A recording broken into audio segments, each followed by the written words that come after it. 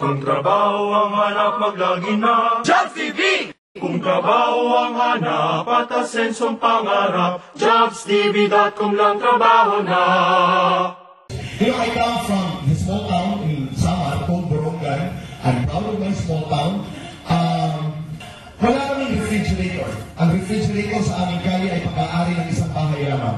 Sa akin nung lumalaki ako, pag nakakabili kami ng yelo, sosyal na kami. I didn't know that there was any other life. So, pag bumibili ang tatay ng yelo o ang nanay, sabi ko, wow, napaka-privileged namin. Malamig ang aming ininom.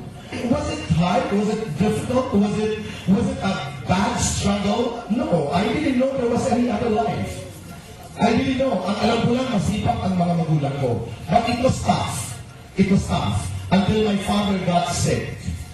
He got sick and business was bad and life became very hard.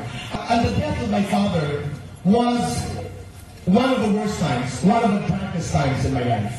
Hindi ako nakagraduate sa Ateneo dahil wala na kaming pera dahil ang nanay, 300 pesos ang take home dahil ang daming utang na pinagbabayaran sa school.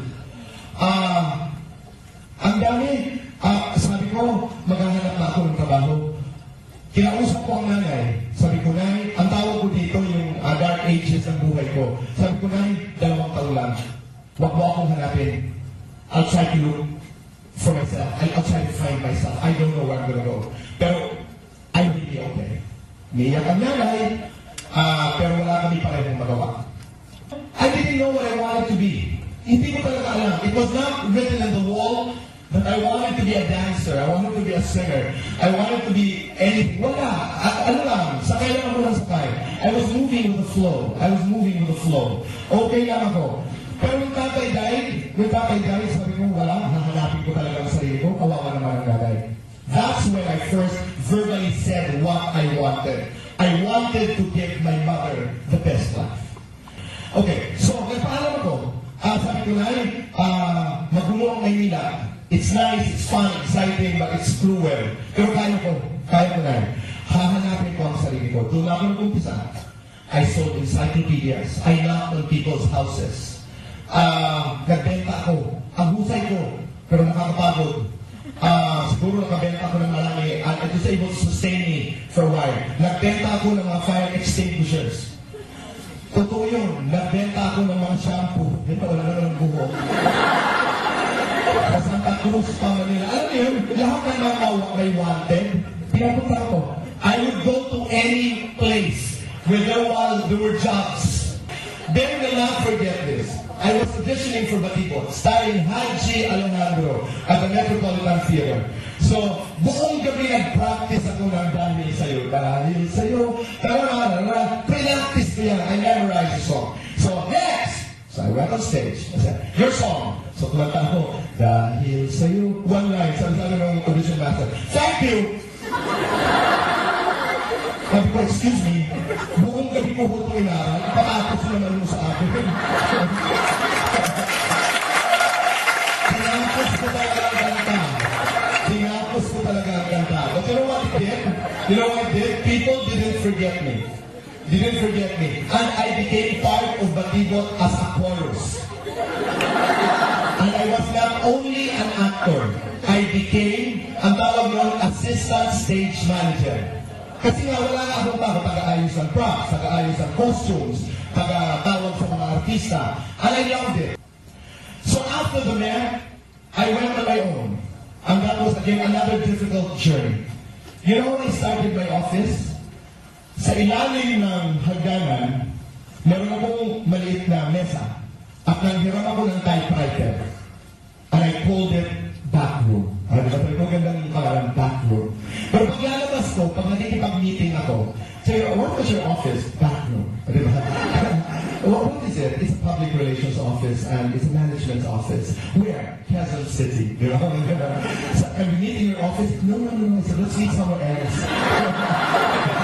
I'll pay for your coffee. Let's meet in the mall. They're very busy in the office. Wala naman akong empleyado. Ako lang mag-isa. At wala akong telepono. Wala pa nun cellphone.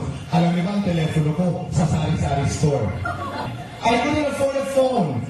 So that's how I started. I set up back room, and one of my clients was Channel 7. Lahat mga aksidente ito sa buhay, but these are not accidents. As you will realize much later, these were all part of your journey.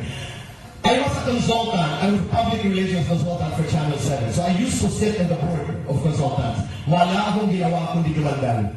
Wala. Pag tinatanong ako, what do you think of the newscast? Oh, the newscast? Okay. Well, these are my feelings. Daldal ako ng daldal. That's when Bobby Barrero, who is now the Chief Operating Officer, I think he's the Executive Vice President of Channel 5, who used to be the Senior Vice President of Channel 7. That's when my dear friend Bobby said, alam mo boy, sobrang daldal mo, why don't you do television? Ito na naman ako. Just like when I was auditioning for the people. Yes. Yeah, sure. So, what show? No, I said, you can do television. Yeah, sure. Pero alam ko naman na matutuloy ito, hindi matutuloy. I was having fun. So I was sitting in the board of consultants, I was talking, I was reading, I was learning, I was working, I was making little money.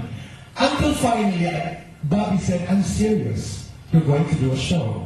Wow. So, okay. So it was, sige, no. It was a late evening show, mga bata pa kayo eh. Penthouse Live, RSVP, I used to pitch it, and I enjoyed it. Similar to those days when I used to say, good evening ladies and gentlemen, please rise to the Philippine National Anthem. Sabi ko, yung pala yun. Yung pala yun. So, pag sinabing 10, 9, 8, 7, 6, 5, 4, go! Yun pala yun.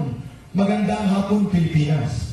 So I was being prepared for the things that I'm doing today by everything that was happening in my life in the past.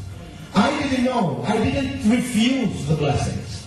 So today when I host, today when I talk to you guys, I still love doing what I'm doing. I still love talking. I still love talking. I'm still auditioning. I still want to be better. I still want to do the best I can. I still want my mother to have the best life. Has my journey ended? No way. People would say, what is it that you still want? I still want to do an international talk show. So that's the journey continues. I want to do an international talk show. I want to be able to teach. I want to be able to be. I want to be part of a university. I want to teach. I want to be able to do not just radio and television, but I'd like to be able to write a book on communications. I'd like to be able to do more.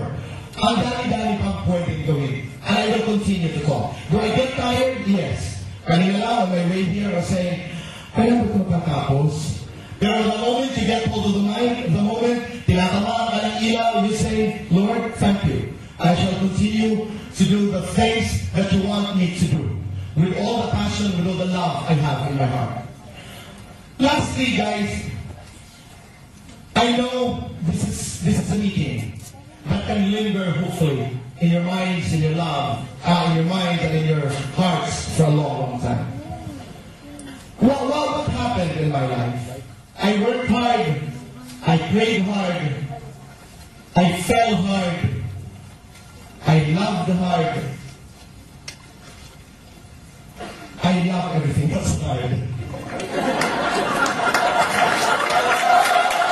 But it has to be. Don't go halfway. Guys, don't go halfway.